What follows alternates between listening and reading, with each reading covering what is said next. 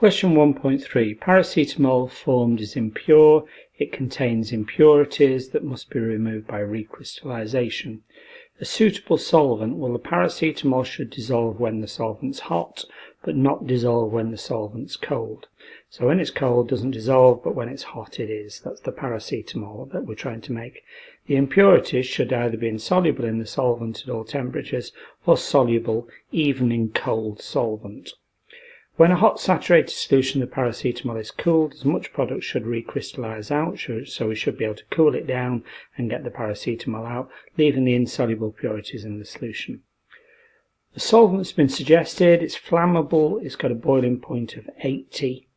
Outline how you carry out an investigation to show that the solvent is suitable for the recrystallization of the impure paracetamol. Include practical details and then explain how you'd check that the recrystallization process had been effective at producing a pure sample. So first of all, we've got to work out whether this solvent's suitable or not. So let's just remind ourselves the paracetamol should dissolve when the solvent is hot, but not dissolve when the solvent's cold. And then when we cool it down, we should get the paracetamol back out again.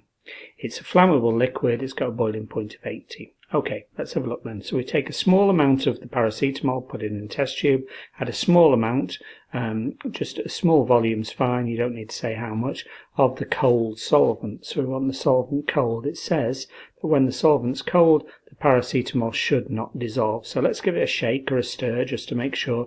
And if the paracetamol does dissolve, then the solvent is unsuitable. Okay, so we're checking out whether the solvent's suitable or not. Then you heat it. We're going to heat it on a water bath to less than 80 degrees C. Water bath because it's flammable and it'll set on fire. We heat it with a Bunsen, and it's got to be less than 80. We don't really want it to boil and start to evaporate. At this point, the paracetamol should dissolve. So if the paracetamol doesn't dissolve, the solvent's unsuitable. The paracetamol should dissolve.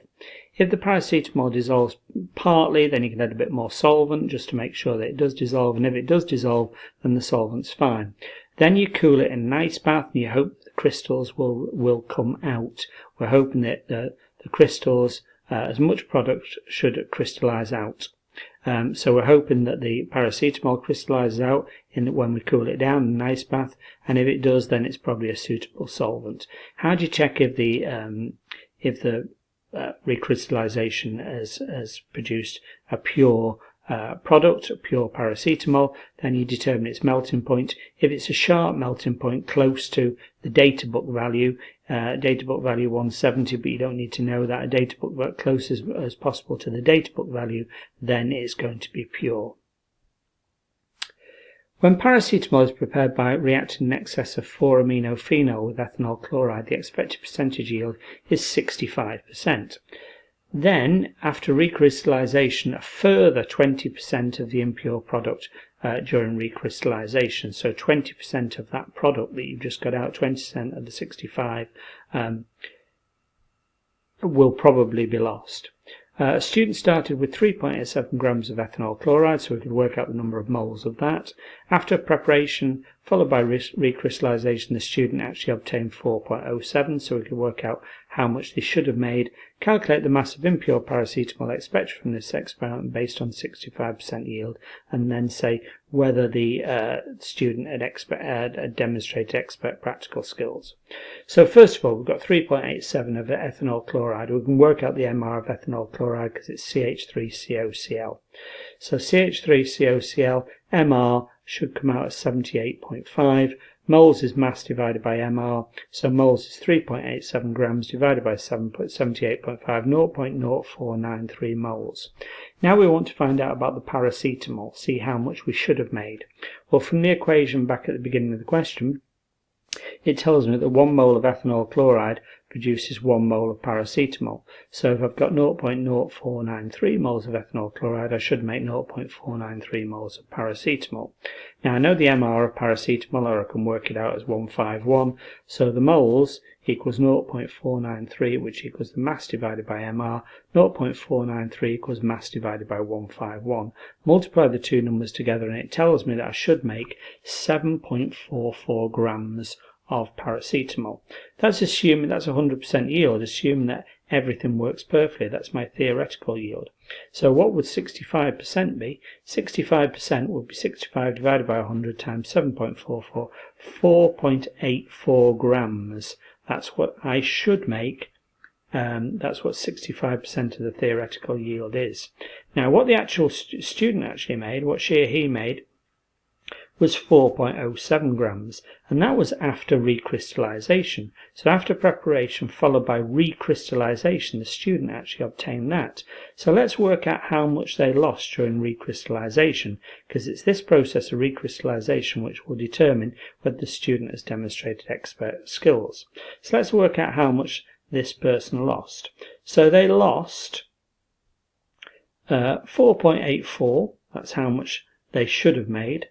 Take away 4.07, they lost 0.77 grams. So they could have made 65% of the product was 4.84 grams. They made 4.07 grams. So during recrystallization, they lost 0.77 grams. Okay, they lost 0.77 grams out of the 4.84.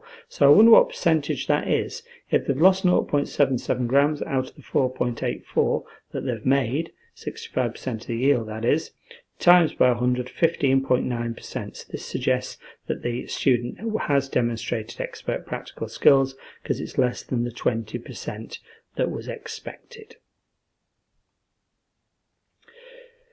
Suggest why the student should not use this sample of paracetamol for the purposes of pain relief. It's probably got it's probably got impurities in there. May still be amounts of impurities. Suggest 2 reasons why, in an industrial situation, ethanoic anhydride would be preferred to ethanol chloride in the production of paracetamol. Well, ethanol chloride actually undergoes violent reactions. It produces very exothermic reactions, violent exothermic reactions that give out a lot of heat. And it's very difficult to control that heat. It reacts with water to make hydrogen chloride gas as well, which is a toxic gas, and it's quite expensive as well, ethanol chloride, compared to ethanoic anhydride. So ethanoic anhydride, easier to control the reaction, less exothermic reaction, less heat given out. A dangerous toxic gas is not produced with ethanoic anhydride, whereas it is with ethanol chloride. The dangerous toxic gas is hydrogen chloride. And also allow ethanoic anhydride is actually cheaper than ethanol chloride.